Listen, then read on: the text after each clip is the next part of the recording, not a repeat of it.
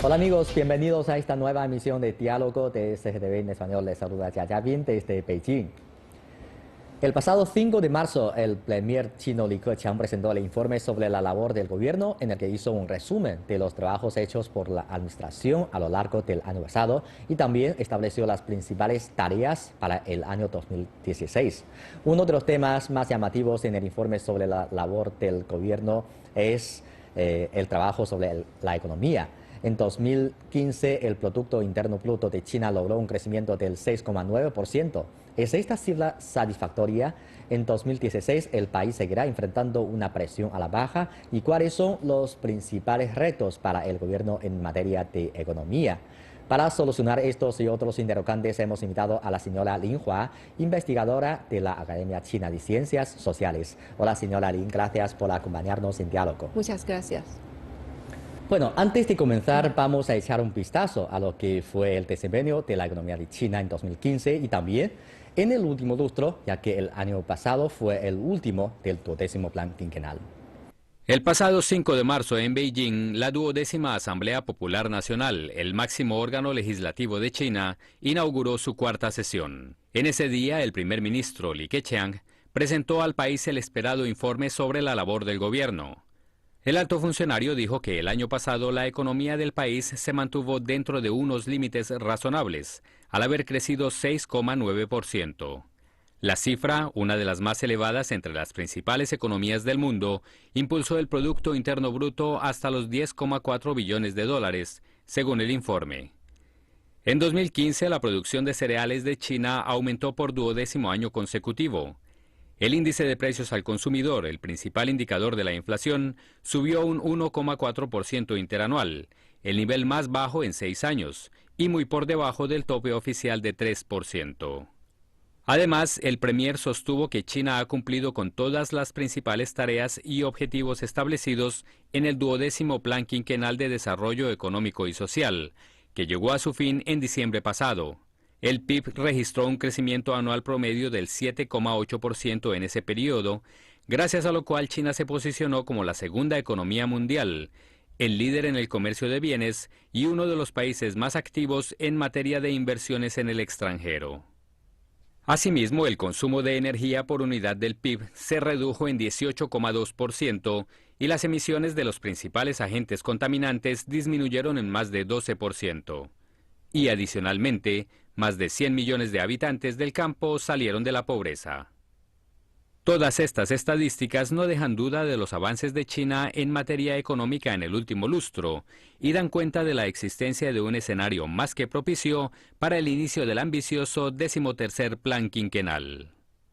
Bueno, señora, entonces vamos a comenzar nuestra conversación desde el índice más llamativo, que es el Producto Interno Bruto. En el año 2015, la velocidad de crecimiento fue de 6,9%. Entonces, por primera vez, esta cifra no ha llegado a 7%. ¿Cómo evalúa usted este índice? ¿Le parece que es satisfactoria?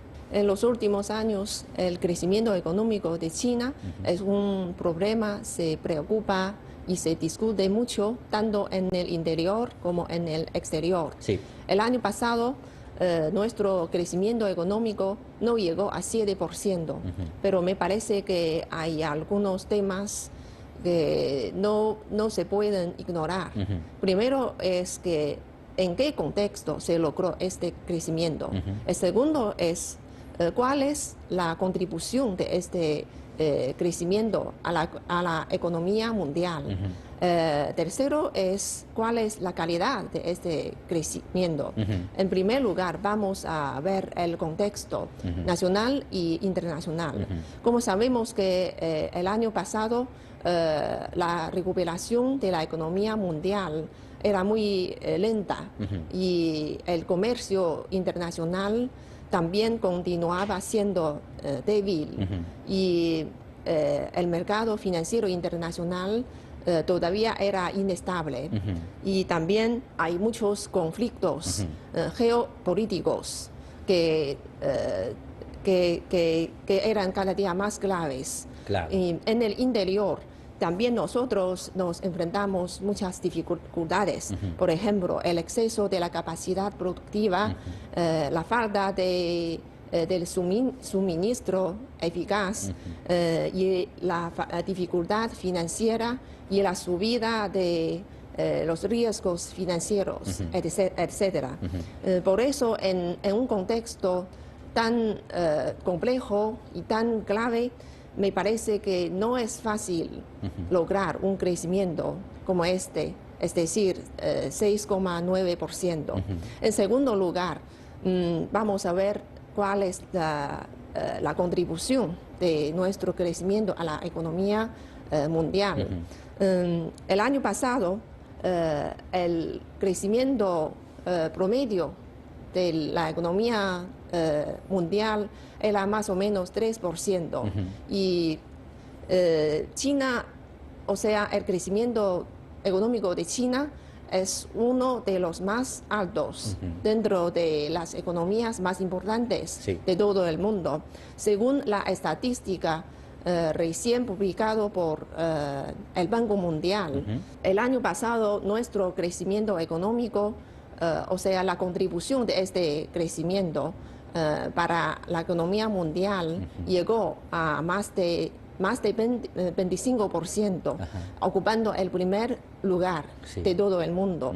Y por último, vamos a ver cuál es la calidad de este crecimiento. Estableció nuestro empleo, es decir, la situación de empleo del año pasado es la mejor que lo esperado. Y también estableció el precio.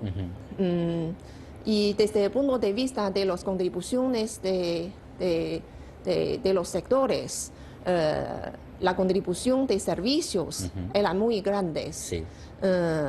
Más o menos esta contribución llegó a más de 50%. Sí, según el informe, 50,5%. Sí. Por eso, en cualquier aspecto, me parece que un crecimiento como más o menos 7% es razonable. Claro. Bueno, usted acaba de mencionar otro factor que es la calidad de crecimiento y eso nos hace pensar otro tema que es la transformación de la estructura económica, porque bajo la nueva normalidad el gobierno chino toma como una tarea prioritaria de transformar su estructura económica, mejorar la calidad de desarrollo.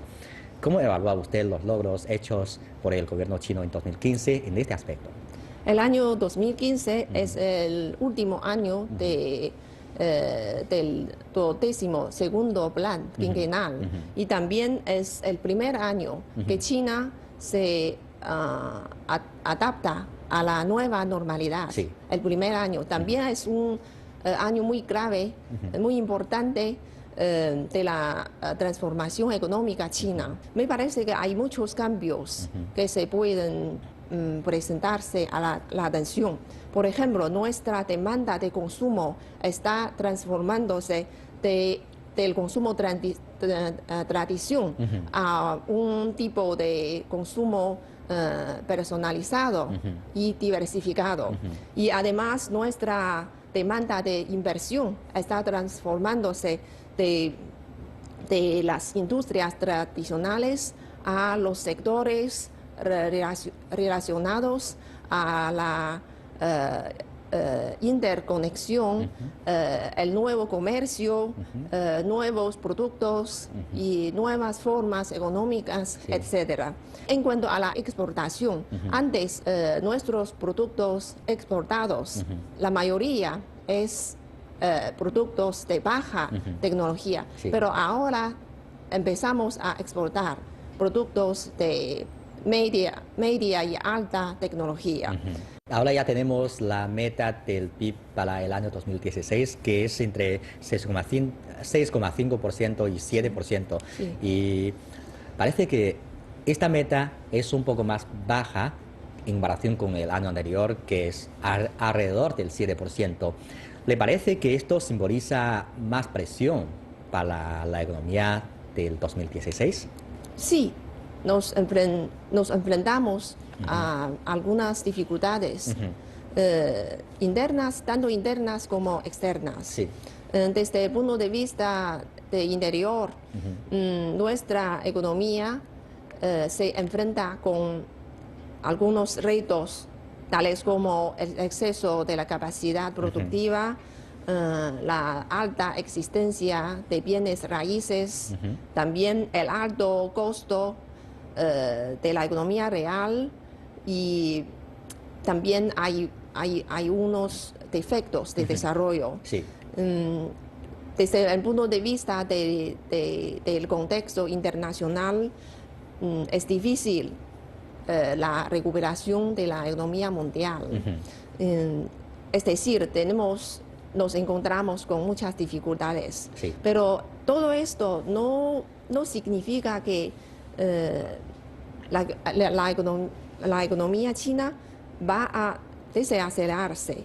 Tampoco la caída de la economía. En el futuro, la urbanización, el desarrollo de los servicios, el desarrollo ecológico y la sofisticación de las industrias, todo esto son las oportunidades futuras. Pueden ofrecernos nuevos modos de crecimiento. Me parece que bajo la nueva normalidad, la presión a la baja de nuestra economía es es un fenómeno normal. Sí. Sí. No es necesario tener miedo ni sorprenderse. Sí. Sí, me parece que la coexistencia de la apariencia de un nuevo motor de la economía y una presión a la baja es una característica básica de la situación actual. Sí, claro. Entonces, considerando al entorno internacional y también algunos defectos de desarrollo de nuestro propio país, claro, enfrentamos una presión a la baja durante largo tiempo, pero también tenemos que ver que el fundamento de la economía de China es bueno y resistente. Entonces, en años recientes, China, a pesar de ser un país emergente, ha venido jugando el papel de fuerza motriz para la economía del mundo. Por eso, la necesidad de que mantenga un desarrollo estable y relativamente rápido ya ha dejado de ser un tema de interés exclusivo de los chinos y se ha convertido en un asunto que concierne a todo el planeta. A este respecto, nuestro periodista César Santos entrevistó a los corresponsales en Beijing de varios medios extranjeros. Veamos qué opinan ellos. Hoy en día lo que pasa en China afecta prácticamente a todo el mundo. Por eso, cuando la economía de China estaba creciendo a tasas de doble dígito, muchos países aprovecharon esta bonanza y cosecharon grandes beneficios. Pero ahora que la meta de crecimiento se ha reajustado a la luz de la nueva normalidad, algunos gobiernos responsabilizan a China de las dificultades que están experimentando sus propias economías. ¿Cuál es su opinión a este respecto? Bueno, mi opinión es que los países no responsabilizan a China de esas caídas. Estamos en un contexto muy sensible de la economía mundial. Es verdad que cuando todo iba bien, China crecía a doble dígito y el resto de economías estaban dentro de una grave crisis de la que todavía están intentando salir. Entonces es verdad que China, como país emergente más potente, estaba equilibrando esa economía mundial. Ahora, ¿qué pasa? Que China se ve en su propio proceso de reajuste, está cambiando de modelo económico, quiere dejar a un lado, no dejar a un lado, pero cambiar de las exportaciones al consumo interno, entonces ya no crece tan rápido. No es que se responsabilice a China, es que el ritmo de China genera temores en el resto de las economías, pero no es solo esa causa de las preocupaciones. También, por ejemplo, estamos viendo que los precios de las materias primas están bajando, por ejemplo, el petróleo, y esto también supone, cuando hay caídas fuertes en las bolsas, también es por esta causa. Yo considero que hay criterios de expertos que están para mí errados, porque una muestra evidente es las cantidades de giras que hizo el presidente Xi Jinping en el 2015. Acá sí se pudiera decir que todos los países, no todos los continentes, ¿vale? Y entonces en ese se puso de manifiesto que hay muchos gobiernos que aún tienen interés en hacer negocios con China. Y si tú muestras interés es porque tú tienes confianza en esa economía. Es verdad que creció poco comparado con lo que estaba acostumbrado a crecer China, pero no obstante aportó el 30% de crecimiento a la economía mundial y eso es visible, o sea, no dejó de aportar, no tuvo datos negativos y mantuvo sus negocios o sus acuerdos con todos los países, o sea, no hay quejas de pactos cerrados ni acuerdos incumplidos y en ese sentido eso da una tranquilidad al inversor y creo que más allá del temor que pueda tener algún gobierno es algún país que realmente no desea ver el progreso de China, porque los que tenemos confianza en China, que a través de los años hemos tenido negociaciones, hemos mantenido buenas relaciones bilaterales, se ha mostrado. Bueno, yo creo que en primer lugar no sería justo usar a China como culpable. Y evidentemente la ralentización de China es un factor en la ralentización de la economía mundial, pero también igual que la de otros muchos países como Brasil o como el crecimiento bastante débil que hay en la Unión Europea, o también hay una recesión en Rusia, el crecimiento en Estados Unidos es bueno, pero tampoco es excesivamente bueno. Entonces hay muchos factores, se menciona a China como factor, pero si alguien lo usa de forma acusatoria o para culpabilizar a China no sería justo. Cierto es también que hay algunos países en desarrollo, o ya un poco desarrollados, que en los últimos años tal vez han apostado demasiado solo por los intercambios comerciales o las inversiones de China, digamos, han puesto todos los huevos en la misma cesta y entonces, pues si China se resiente un poco, pues ellos se resienten también, pero eso no es su culpa, no se puede, digamos, decir que sea culpa de China. Acabamos de escuchar los puntos de vista de los corresponsales extranjeros. Entonces, ahora, como lo que ha dicho usted, China ha entrado en la nueva normalidad y durante largo tiempo va a enfrentar esta presión a la baja. ¿Y qué opina usted de qué forma esta nueva normalidad o esta economía de China que enfrentando a la presión a la baja influenciará a la mundial? Entrando en la nueva normalidad, como la economía china es muy grande, la suma es muy grande, la contribución, como he mencionado, la contribución del crecimiento económico a la economía mundial no va a bajarse. Y nuestra demanda al mercado internacional tampoco va a reducirse. Sí. Y al mismo tiempo, la nueva normalidad de la economía china significa un perfeccionamiento de nuestra estructura económica. Y esto es una condición muy favorable para el desarrollo sostenible y sano de la economía mundial. Y con la elevación de nuestra potencia integral de nuestro país, me parece que China tiene capacidades y también tiene ganas de ofrecer los productos públicos a los países Asia-Pacíficos y otros países mundiales. Sobre todo, tenemos ganas de proponer algunas nuevas iniciativas y nuevas propuestas para la cooperación regional. Sí, uno de los temas más discutidos en las dos sesiones de este año es un término que se llama como reforma estructural enfocada en la oferta. Este término apareció el año pasado, pero en las dos sesiones de este año fue discutido ampliamente entre los diputados. ¿Podría explicarnos al comienzo en qué consiste esta reforma estructural enfocada en la oferta?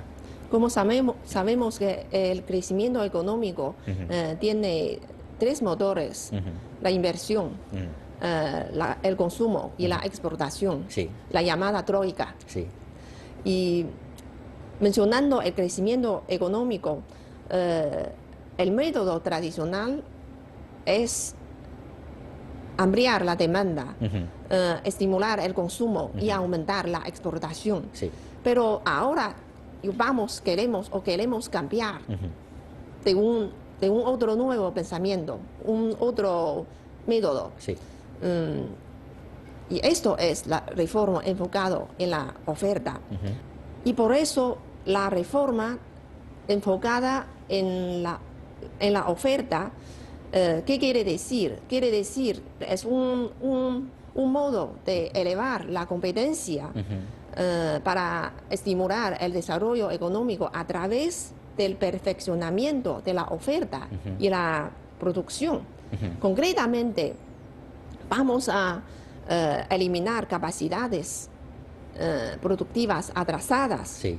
orientando nuestro desarrollo hacia sectores emergentes, sectores de innovación para crear un nuevo motor de crecimiento. Ahora queremos saber por qué ahora es tan importante para el gobierno realizar esta reforma enfocada en la oferta. Antes, el motor del consumo de nuestro país era insuficiente.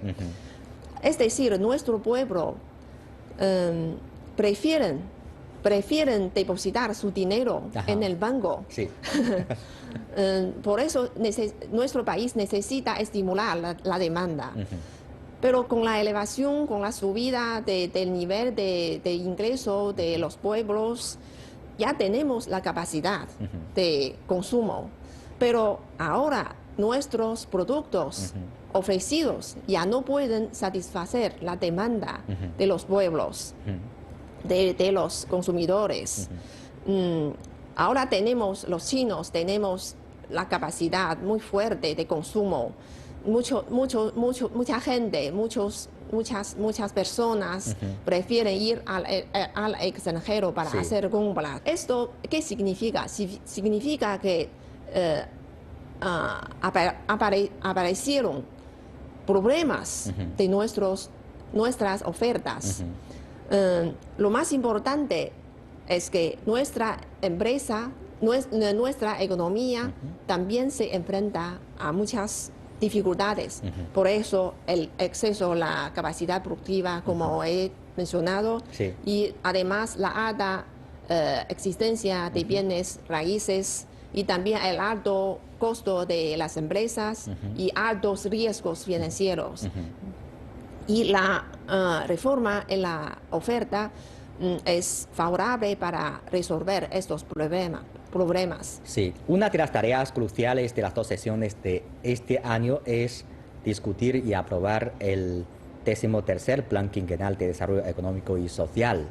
Y con base en la información que usted tiene, ¿qué nuevos conceptos de desarrollo podría incluir en este nuevo Plan Quinquenal?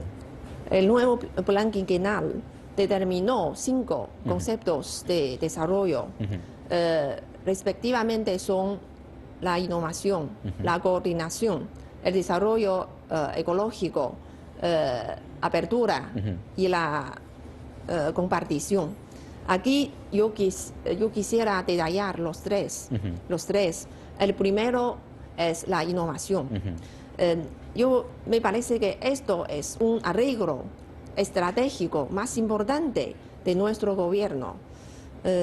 Porque ahora la competencia internacional es cada día más intensa y además nuestra economía ya ha entrado en la nueva normalidad. Lo más importante de la nueva normalidad es el cambio de velocidad de crecimiento, el perfeccionamiento estructural de la economía y también es el cambio de motores de crecimiento. Solo con la innovación me parece que se puede identificar nuestro motor endógeno de la economía. Y el segundo concepto, yo quisiera detallar el concepto de desarrollo ecológico, porque me parece que es un requisito muy necesario para nuestro desarrollo sostenible y también refleja una aspiración de los pueblos para mejor vida. Y ahora hemos elaborado unos índices muy rígidos para el medio ambiente. Es decir, en los años futuros, en los 5 años futuros, la calidad de nuestro medio ambiente ecológico es muy importante, es más importante que otras instituciones. Y el tercer concepto yo quiero detallar es la compartición. ¿Qué significa? Significa que todo el mundo participa, todo el mundo hace sus propios esfuerzos, todo el mundo tiene derecho de compartir los beneficios de la reforma. Y entre los 25 índices del nuevo plan quinquenal se incluyen algunos índices relacionados al bienestar del pueblo. Por ejemplo, la esperanza media de vida se aumentará un año después de 5 años. Para realizar esta meta, nuestro gobierno tiene que invertir más en el aspecto de salud, de pensión, etcétera. Sí, claro. Y uno de los puntos más destacados de este plan es la lucha contra la pobreza. Entonces, la meta es que más de 70 millones de personas salgan de la pobreza según el estándar actual. Pero podemos imaginar que no será una tarea muy fácil, porque los que sean fácil ya se resuelvan. Y ahora quedan los más duros, porque cada uno tiene sus propias razones de pobreza, cada uno tiene sus propias situaciones. Entonces, no es solamente contarle dinero para resolver, sino que hay que buscar unas maneras radicales para resolver este problema. Pero ¿cómo podemos conseguir esta meta? Nuestro gobierno planteó una nueva estrategia llamada la prestación de ayuda contra la pobreza de manera precisa. ¿Qué quiere decir? Quiere decir, se utilizarán métodos más científicos y más eficaces para identificar y ayudar a los pobres de una manera más precisa que antes. Y además, lo más importante de esta estrategia es, como has dicho, erradicar la pobreza. ¿Qué quiere decir? Quiere decir, nuestra meta no solamente consiste en la caída de la tasa de pobreza, sino quitar los raíces de la pobreza. Por ejemplo, el acceso a una buena educación para los niños de las zonas pobres es una labor muy importante en el futuro de nuestro gobierno, porque esto es un modo que puede romper la transmisión generacional de la pobreza. Sí. Este año, como el primer año del 13º plan quinquenal, todavía hay muchas tareas, tenemos que enfrentar muchos obstáculos y desafíos, pero yo creo que también hay muchos factores positivos para conseguir finalmente esta meta. Muchas gracias, señora, por su análisis. Muchas gracias. Bien, amigos, así terminamos esta emisión de Diálogo. No olviden enviarnos sus comentarios o sugerirnos nuevos temas a través de nuestro correo electrónico, que es diálogo@cgtv.com, o también en la página de nuestro canal en Facebook, CGTV Español. Muchas gracias por sintonizarnos. Hasta la próxima.